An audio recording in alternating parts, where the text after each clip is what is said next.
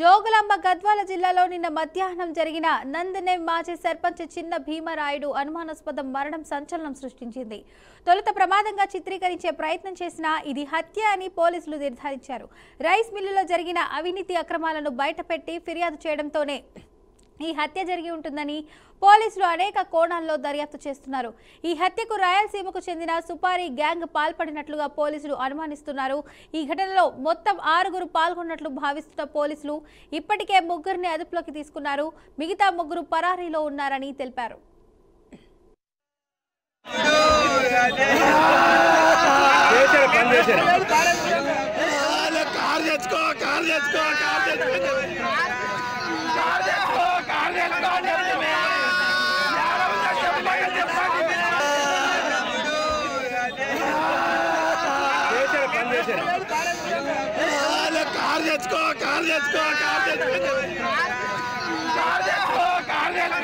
నిన్న కేటీదొడ్డి మండలం నందినే సర్పంచ్ అంటే మాజీ సర్పంచ్ చిన్న భీమరాయుడు ఇక్కడ దరూరు మండలంలో దరూరు దగ్గర దరూరు దాటిన తర్వాత జంపల్ స్టేజ్ దగ్గర ఒక బొలెరో గుద్దడంతో చనిపోయారు. ఆ విషయమై వాళ్ళు కంప్లైంట్ చేశారు. కన్సర్న్ కంప్లైంట్ పార్టీ ప్రాపర్గా వెరిఫై చేస్తున్నాము.